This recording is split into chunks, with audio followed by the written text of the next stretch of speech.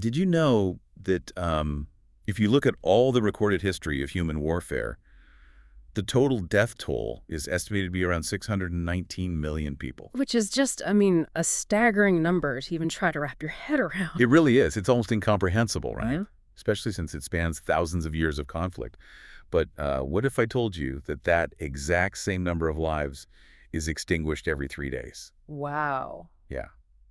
And not in war, but within our global agricultural system. Right, and that number doesn't even account for marine life. We pull from the oceans in such massive, staggering quantities that, we don't even count individual animals anymore. We literally just weigh them in tons. It's unbelievable. Well, welcome to the Deep Dive. Today, our mission is to look at a source text that fundamentally challenges the normalcy of the systems that sustain us. We are doing an in-depth exploration of the transcript from the 2018 documentary Dominion. Produced by the Farm Transparency Project. Exactly. And right up front, I want to say to you listening, this is heavy.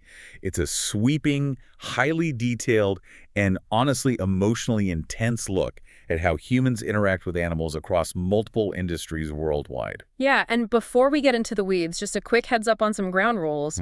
The transcript we're analyzing today contains deeply controversial perspectives and some very disturbing claims. Very disturbing. Yeah, so to be completely clear with you listening right now, neither of us is here to take a side, endorse, or condemn what the filmmakers are asserting. Our role is strictly to be your guides. Right. We are here to impartially unpack the data, the underlying logic, and the philosophical arguments exactly as the documentary presents them. Okay, let's unpack this. Yeah. The central thesis of Dominion is that our society relies on a very deliberate, carefully constructed, out-of-sight, out-of-mind narrative. Like, that picturesque Red Barn family farm painted on your milk carton? Oh, yeah, the classic imagery. Right. The film argues it's a complete fiction designed to hide a reality of terrifying mechanized scale. And they start by dismantling our perception of food production. I was looking at the section on pig farming, and the math just threw me. It's pretty wild. It is. In the 1960s, Australia had roughly 50,000 pig farms. Today, that number's under 1,400. Yet total pork production is higher than ever. So how do you consolidate that massively but end up with way more animals? Well, you achieve it through hyper-efficient industrialization. The documentary maps out how biological limitations are just systematically overridden by economic viability. A key mechanism here is the extreme concentration of space. Right. The film details the widespread use of farrowing crates and sow stalls in pork production. Yeah, the transcript describes these as metal enclosures where a female pig is confined for her entire 16-week pregnancy. She can basically take one step forward or one step back, but she cannot turn around. She's completely immobilized. I mean, from a purely economic spreadsheet standpoint, I guess that maximizes the number of pregnant sows you can fit into a single shed. Yeah, exactly. But the biological toll of that spatial efficiency is severe muscle wastage and extreme psychological distress. And, despite this heavily micromanaged environment, the film points out a 10 to 18% mortality rate for piglets before they're even weaned. Which is wild when you think about how tightly controlled these facilities are supposed to be. Yeah. But what really stopped me in my tracks was the slaughter process. The film focuses heavily on carbon dioxide gas chambers. Yeah, that part is tough. Because the industry touts these as the most humane option available. But the footage described in the transcript shows pigs being lowered into deep gondolas filled with highly concentrated CO2, and they are reacting violently. Right. The film describes burning eyes, burning lungs. Basically suffocating in a panic. Why on earth would that be considered the humane standard? That is where the documentary exposes a deeply unsettling economic calculus. The science actually shows that lower concentrations of carbon dioxide would cause the animals significantly less pain and respiratory stress. So why not just use a lower concentration? Like, it seems like an easy fix. Because it takes much longer to render the pigs unconscious. Higher, more painful concentrations of gas are used simply because the slower, gentler alternative slows down the processing line. Oh, wow. Yeah. In this system, time is money, and a slower line speed is deemed economically unviable. So the humane choice essentially loses out to efficiency. I get how you can cram mammals into smaller spaces, but surely you can't push poultry that far. I mean, a bird just seems too fragile to survive that level of spatial engineering. You'd think so, but the poultry industry might be the most intensely engineered of all. The documentary explains how selective breeding has fundamentally altered the animal's biology. Right. A wild hen naturally lays maybe 10 to 15 eggs a year. Modern layer hens, however, are genetically pushed to produce up to 330 eggs annually. That's almost one a day. Exactly. And they do this while living in cages that give each bird less floor space than a standard A4 piece of paper. And that's just the hens producing eggs. The part about the male chicks it was hard to read because they obviously can't lay eggs. And because they're a completely different breed than the chickens we raise for meat, they just don't have an economic purpose. Correct. Remember? They are literally categorized as a biological waste product. The film states that roughly 12 million male chicks a year, in Australia alone, are sorted on their first day of life and sent straight into industrial blenders. A machine called a macerator. Yes. Sorry. See, I assume that had to be some rogue, illegal operation. Yeah. But the film points out the bitter irony that this is entirely legal, and it's even classified as a humane practice by animal welfare organizations like the RSPCA. Yeah, it's standard practice. It just feels like a completely alien way of looking at a living creature. And the chickens raised for meat, the broilers, face a totally different kind of biological manipulation. The documentary notes that these birds reach a slaughter weight of 3 kilograms in just 35 days. 35 days. Yeah, if you compare that to their natural growth rate, it would normally take them 96 days to reach just 2 kilograms. So their skeletal structure just can't keep up with the engineered muscle growth. Precisely. Their internal biology is manipulated to outpace their structural support. The film actually cites a 90% abnormal gait rate, meaning almost all of them struggle to walk, simply because their legs literally cannot support their own hyperaccelerated body weight. It sounds less like farming as we imagine it, and more like a biological assembly line where the raw materials just happen to be breathing. That's a good way to put it. And this assembly line logic applies to larger livestock too. The film details how dairy cows only produce milk if they give birth. So the system relies on constant artificial impregnation. Right, a continuous cycle. But to secure that milk for human consumption, the calves are removed within hours of being born. The females enter the milking cycle, but the males, the film cites about 700,000 of these bobby calves in Australia annually. They're just slaughtered as waste. What's fascinating here is how the documentary connects these disparate agricultural sectors through the exact same underlying mechanism, which is altering the natural environment to maximize yield. Right. With sheep, they explore a practice called winter lambing. Farmers intentionally time pregnancies so that sheep give birth in the dead of winter. Why? Because it means the lambs will be ready to wean right when the spring pastures are at their most fertile. Maximizing growth and profit. Exactly. But the trade-off is that they're being born into freezing conditions. The film claims 10 to 15 million newborn lambs die of exposure every year. They just freeze in the paddocks. Yeah. And this is where I found myself pushing back against the source material, or, at least against my own habits. You hear all this and you immediately think to yourself, well, this is exactly why I pay extra for free-range or ethical products. Yeah. That's the solution, right? And the documentary spends a significant amount of time tearing down that exact assumption. They argue that labels like free range are often deliberately opaque legal constructs rather than genuine welfare improvements. Oh, interesting. For instance, free-range egg farms can legally house up to 10,000 hens per hectare. It's not a few chickens pecking around a red barn. It's still a massive, densely packed shed. The example with the free-range ducks really illustrated that for me. The film points out that ducks naturally need to float on surface water to take the weight off their leg joints, which are quite weak. Right, they need that buoyancy. But under free-range regulations, they are often denied access to any surface water. They are forced to hold their full body weight on dry land for weeks on end, which leads to lameness, broken bones, and neurological disease. So even the ethical alternative is deeply compromised by the need for mass scale. And this is a crucial pivot point in the documentary's argument, because if you accept the premise that an animal is fundamentally just property, a unit of yield whose biological needs are secondary to human economic efficiency, then that legal and philosophical framework doesn't just stay confined to the supermarket meat aisle. Right, if a cow is legally defined as a meat-producing machine, why would it be treated any differently when it comes to what we wear or how we entertain ourselves? The logic naturally extends to everything else. The boundary completely dissolves. Take the leather industry. The common assumption is that leather is just a convenient byproduct, right? We're already processing the animal for food, so using the hide is just minimizing waste. I definitely believe that. But the film argues it's actually a highly lucrative co-product. The margins on leather are so massive that animals are increasingly slaughtered primarily for their skins. Yeah, it drives the industry. And it's not just the skin. The transcript mentions something called fetal calf serum, which I had never even heard of before. It's a prime example of extracting value from every biological component. When pregnant cows are slaughtered, blood is extracted from the unborn calves. This serum is highly prized in the pharmaceutical industry for cell culture research, and it can fetch around $600 a liter. The lengths the supply chain will go to for these margins is horrific.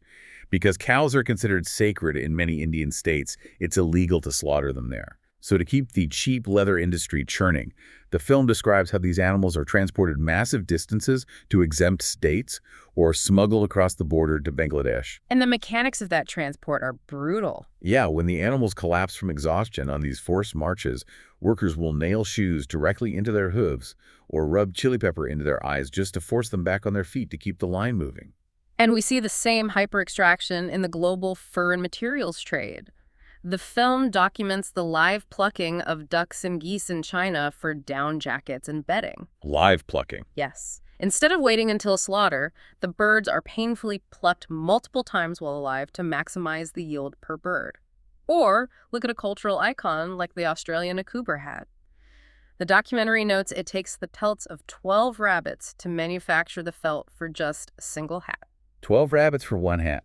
Right. They even highlight undercover investigations showing dog and cat fur from China being systematically mislabeled as fox, rabbit, or mink, and then sold into global supply chains. Here's where it gets really interesting, though, because it's one thing to talk about a faceless industrial supply chain for jackets. It's another to look at the animals we interact with directly for entertainment. Racing, for example. The hidden wastage there is astronomical. Exactly. The film states that in Australia alone, between 13,000 and 17,000 young greyhounds are killed every single year. Not because they're sick, but simply because the industry breeds them in massive numbers looking for fast winner, and the slow dogs are just useless overhead. And the exact same economic discard applies to horse racing. Horses that underperform or get injured are quietly shipped off to knackeries. Knackeries. That's a term I've heard, but I'm not entirely sure what the process actually is. It's essentially a specialized slaughterhouse for animals that are deemed unfit for human consumption. The animals are processed into pet food, fertilizer, or industrial products like glue. It's really the end of the line for an animal that has lost its entertainment value. And even the animals kept alive for display aren't spared.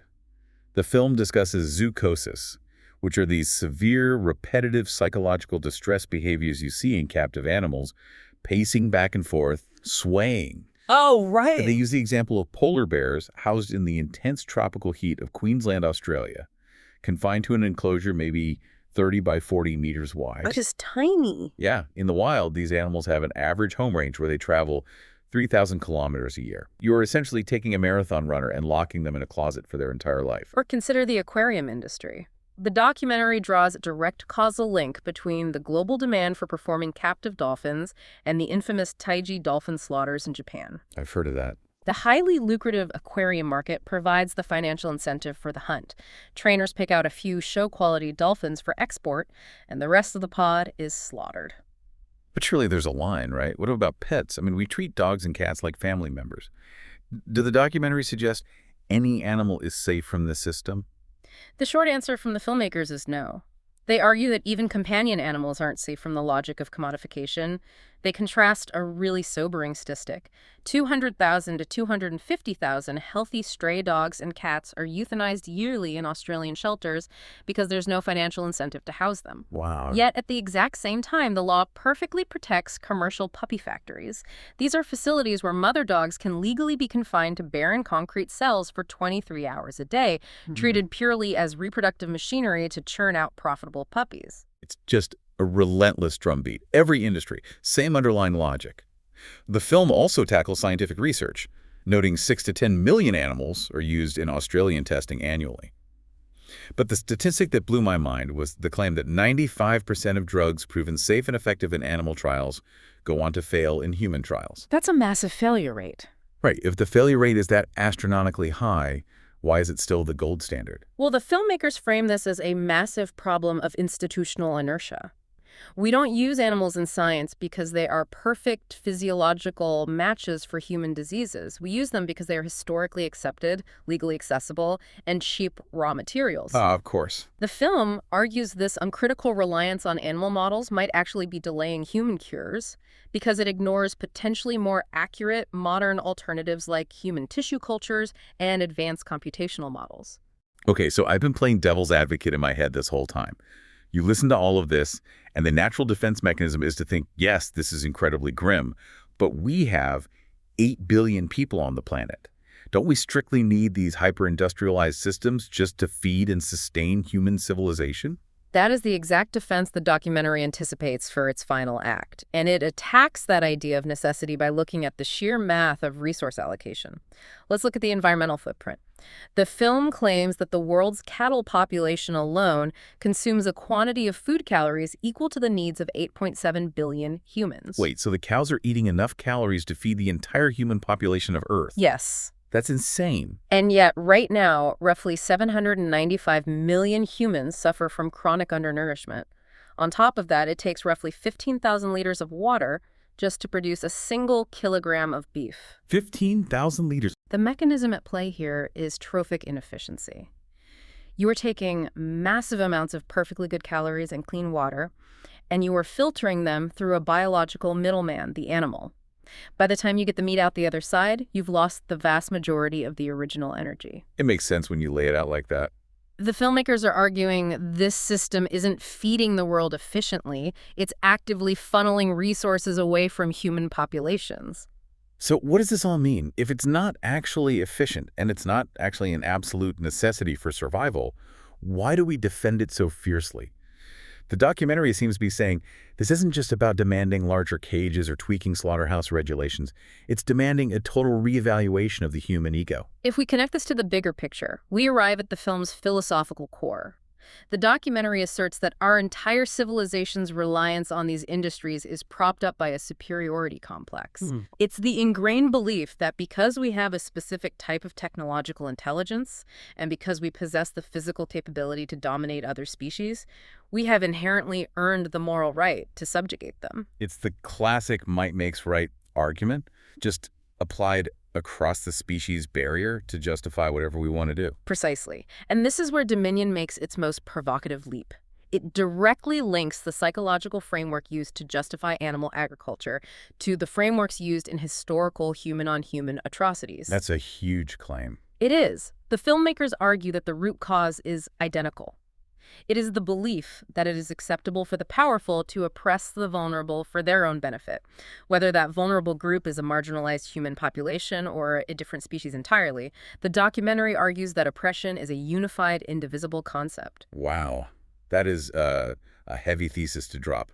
We've covered a monumental amount of ground today. We've navigated the documentary's breakdown of food production, the farrowing crates, the macerators, the biological manipulation of broilers. We really have. We saw how that same legal definition of animals as property bleeds into fashion, turning them into leather and fur co-products, and into entertainment and science, where lives are discarded as mere overhead. And finally, we looked at the massive resource inefficiencies and the profound philosophical challenge it poses to our perceived supremacy on Earth. And for you listening right now, the documentary's objective is stark. It wants to completely dismantle the invisible wall that sits between the neatly wrapped, sanitized packages under the bright lights of a supermarket shelf and the brutal, unseen supply chains that put them there. The filmmakers are trying to strip away the comfort of ignorance, forcing every single consumer to consciously reckon with the reality of their daily choices. It leaves us with a truly fascinating and slightly uncomfortable question about where we go from here. Think about the near future. If technological advancements like perfectly replicated, affordable lab-grown meat, or highly advanced AI-driven biological models that make animal testing obsolete, if those innovations completely remove any lingering argument of need to use animals for human survival, how will future generations judge us? That's the real question. Will they look back at our era and see a society that inflicted incomprehensible planetary-scale suffering, not because we absolutely had to, but simply because it was cheap, convenient, and we liked the taste? Something to mull over next time you're walking down the grocery aisle. Catch you on the next Deep Dive.